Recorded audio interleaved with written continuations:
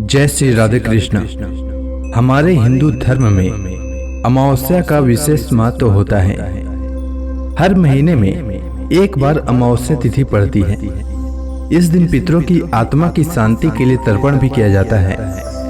अमावस्या तिथि पर पवित्र नदियों में स्नान का विशेष महत्व होता है। नदी में स्नान के बाद सूर्य को अर्घ्य देकर पितरों का तर्पण किया जाता है। धार्मिक मान्यताओं के अनुसार अमावस्या के दिन महिलाएं पति की लंबी आयु की कामना के लिए व्रत रखती हैं। आइए सुनते हैं अमावस्या की कथा। प्राचीन काल की बात है। एक गरीब ब्राह्मण परिवार था। उस परिवार में पति पत्नी एवं उसकी एक पुत्री भी थी।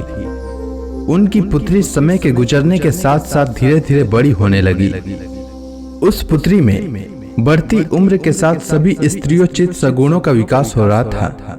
वह कन्या सुंदर, संस्कारवान एवं गुणवान थी, परंतु गरीब होने के कारण उसका विवाह नहीं हो पा रहा था। एक दिन उस ब्राह्मण के घर एक साधु महाराज पधारे। साधु उस कन्या के सेवा भाव से अत्यधिक प्रसन्न हुए। कन्या को लंबी आयु का आशीर्वाद देते हुए साधु ने कहा कि इस कन्या के हाथ में विवाह योग्य रेखा नहीं है। तब ब्राह्मण दंपति ने साधु से इसका उपाय पूछते हुए कहा कि महाराज, ऐसा क्या उपाय करें जिससे कन्या के हाथ में विवाह योग बन जाए। तब साधु महाराज ने कुछ देर विचार करने के बाद अपनी अंतर्दृष्टि में ध्यान करके बताया कि कुछ ही दूरी पर एक गांव में सोना नाम की एक धोबिन महिला अपने बेटे और बहू के साथ रहती है, जो बहुत ही आचार विचार एवं संस्कार संपन्न तथा पति परायण है। यदि यह सुकन्या उस धोबिन की सेवा करे और वह महिला इसकी शादी में अपने मांग का सिंदूर लगा दे तथा उसके बाद इस कन्या का विवाह हो जाए तो इस कन्या का वैधव्य योग मिट सकता है।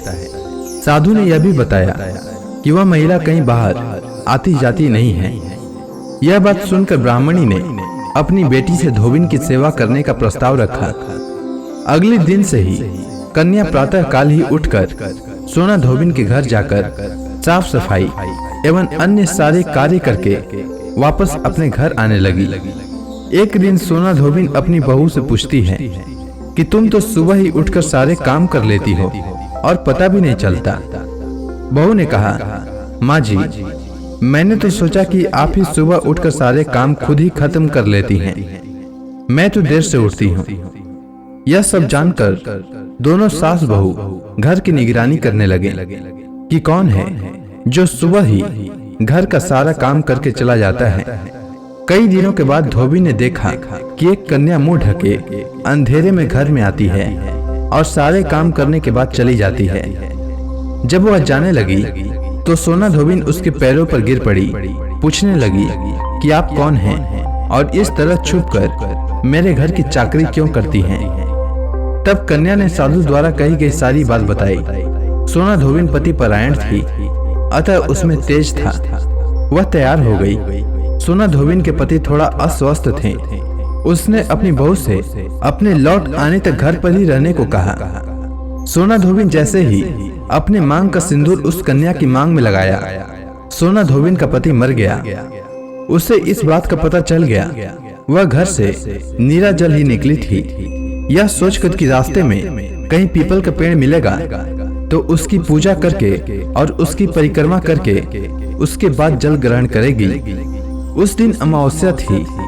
उसने पीपल के पेड़ का 108 बार परिक्रमा की और उसके बाद जल ग्रहण किया।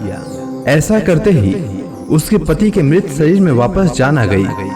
धोबिन का पति फिर से जीवित हो गया। इसीलिए जो भी अमावस्या का व्रत करता है और पीपल के पेड़ की 108 बार परिक्रमा करता है, उसके सभी प्रकार की विपत्तियां टल जाती हैं। उम्मीद है आपको अमावस्या की कथा अच्छी लगी होगी। धन्यवाद।